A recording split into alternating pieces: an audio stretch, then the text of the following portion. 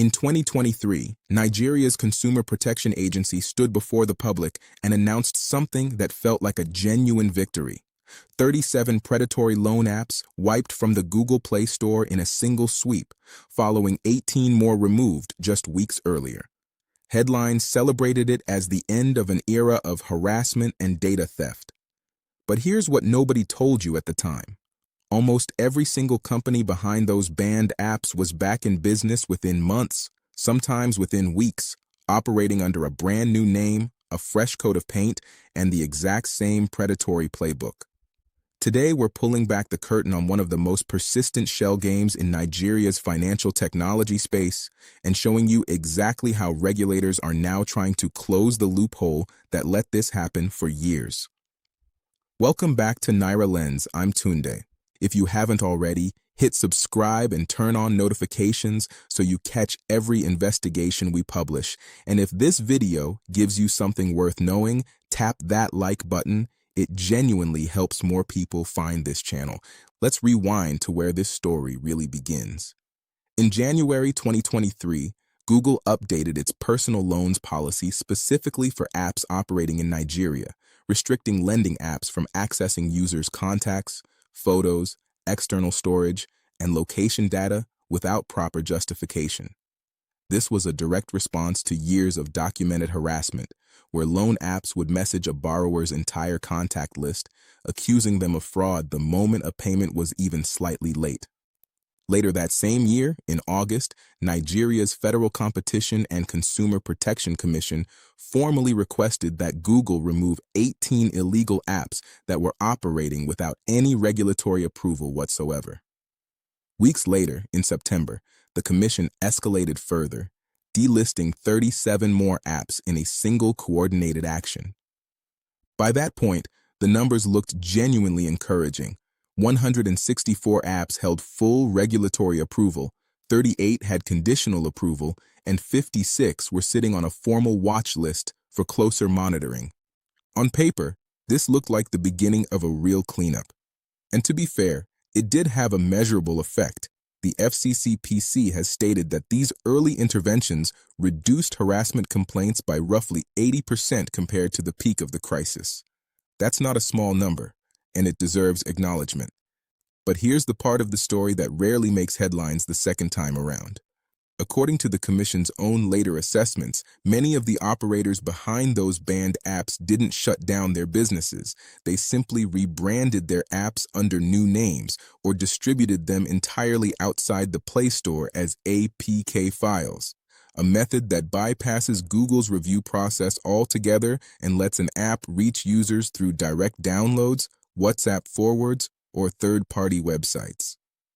This is where the real question of this investigation comes in, and I want you to sit with it for a moment before we move forward. If banning an app doesn't ban the company or the people running it, and if that same operation can simply relaunch under a different name within weeks, then what exactly was accomplished by any of those high-profile removals? Was this ever really about shutting down predatory lending? Or was it more about managing public perception while the underlying business model quietly continued? We're going to come back to that question, but first, you need to see just how long this cycle has been repeating because it didn't stop in 2023. Fast forward to 2024, and reports place the total number of banned and delisted apps at over 200 cumulative between January 2022 and December 2024. 200 apps removed over 3 years, and yet by early 2025, industry researchers were still finding an estimated 2,000 apps on the Google Play Store alone claiming to offer loans to Nigerians, against just 322 that actually held legitimate FCCPC approval at the time. Do the math on that gap for a second. If only a few hundred apps were properly licensed and thousands more were operating in some legal gray zone or outright violation, then every single ban was removing a tiny fraction of a much larger, constantly regenerating problem. Then in January of this year, 2026, the FCCPC blacklisted 45 more loan apps, naming specific culprits including WeCredit, Hen Credit Loan App, and Cash Door App, all flagged for the same recurring violations: debt shaming, unauthorized data access, and hidden charges hidden inside the loan terms. Notice the pattern here. Different names, same accusations, same tactics, year after year. This isn't a story about a few bad actors slipping through the cracks. This is a structural loophole that an entire segment of the industry has learned to exploit with precision. So how does the rebrand trick actually work in practice? Nigerian regulators eventually figured out one of the biggest mechanisms enabling it, and it's honestly a clever piece of corporate maneuvering once you understand it. Under the older rules, a single company could register one or two apps for full FCCPC approval to appear compliant, while simultaneously operating several other apps under different names or even different shell entities, apps that were never submitted for scrutiny at all. Because oversight was tied to individual apps rather than to the parent company or its directors, an operator with a tarnished reputation under one app name could simply spin up a new one with a new logo and a new name and start the entire predatory cycle over again, completely disconnected on paper from whatever came before it. Regulators finally moved to close this specific loophole in November 2025. The FCCPC introduced a new guideline capping digital lenders to a maximum of 5 registered apps, specifically targeting companies that were fragmenting their operations across dozens of unregistered platforms to dodge scrutiny. A senior official at an approved lending company, speaking anonymously to local media, admitted the scale of the problem directly, stating that some companies present only 1 or 2 apps for official approval while running several others under different names specifically to carry out illegal practices without detection. This is genuinely one of the more encouraging developments in this entire saga because it attacks the structural loophole itself, not just individual bad apps. But enforcement is where things get complicated again, and this is the part of the story that deserves real scrutiny rather than blind optimism. In July 2025, the FCCPC introduced what's now called the DEON Regulations, a significantly more comprehensive framework than anything that came before it. Every digital lender operating in Nigeria, whether through an app, a website, or any other channel, must now register with the Commission, disclose all fees and interest rates transparently before disbursing any loan, and comply with a complete ban on accessing a borrower's contact list for any purpose. The framework even extends oversight to IT platforms that support digital lenders behind the scenes, closing yet another gap that operators had previously used to distance themselves from accountability. The scale of what the FCCPC is now trying to police is honestly staggering. By January 2026, 521 digital lending companies had come under the Commission's regulatory oversight, following the expiration of a compliance deadline under the new rules. 457 of those received full approval, 35 received conditional approval, and crucially, 103 apps were targeted for outright ban after failing to meet the registration deadline entirely. Non-compliant operators now face fines of up to 100 million naira, or up to 19% of their company's turnover, along with the possibility of company directors being disqualified from operating in the sector for up to 5 years. That last part matters enormously because for the first time, the consequences are attached to the people running these operations, not just to whichever app name happens to be active at the time. Even industry insiders are candid about the scale of the challenge still ahead. The president of Nigeria's Money Lenders Association acknowledged publicly that supervising more than 500 registered lenders, on top of an unknown number of illegal operators still hiding in plain sight, could genuinely stretch the Commission's enforcement capacity beyond its limits. That's not a criticism from an outside critic, that's an admission from within the industry itself, and it tells you that even with stronger rules on paper, the practical fight against rebranding and evasion is far from finished.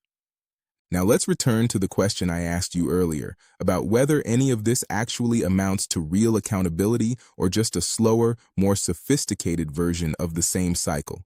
Based on everything we've just walked through, the honest answer sits somewhere in the middle. And I think that nuance matters more than a simple yes or no.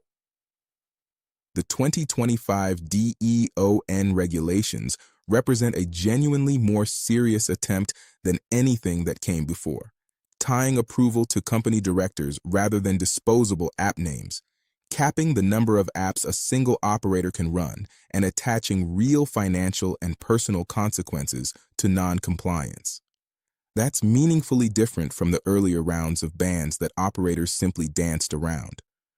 But the sheer scale of the problem, thousands of apps against a few hundred verified lenders, and the industry's own acknowledgement that enforcement capacity is stretched thin, tells us this fight is nowhere near over. The rebrand cycle isn't dead, it's just facing a harder set of rules to rebrand around. For you as a borrower, here's what actually matters right now. Before downloading any lending app, check whether the developer name listed on the Play Store actually matches a company registered on the FCCPC's official portal, because approval is granted to a specific company and a specific app, not just to whatever name is displayed on the icon. If an app asks for access to your contacts, your photo gallery, or your call logs before even approving your loan, that alone is a direct violation of the current rules, and you should walk away immediately. And if you're ever harassed by a lender, whether the app is registered or not, know that a delisted or illegal app has no legal standing to contact your family, your colleagues, or threaten you in any way, and you are not obligated to keep paying through a channel operating outside the law. We'll be watching closely as the April 2026 deadline approaches for operators still completing their registration under these new rules, and we'll bring you an update the moment new enforcement actions or new rebrand attempts surface. This is exactly the kind of story that requires ongoing coverage, not a one-time expose, because as we've just shown you, this industry has a well-documented habit of returning under a new disguise. If this investigation helped you understand how deep this rebrand cycle actually goes, hit that like button right now. Drop a comment telling us if you've ever downloaded an app only to realize later it was a rebranded version of something you'd already heard bad things about, because your experience could help someone else spot the pattern before it's too late.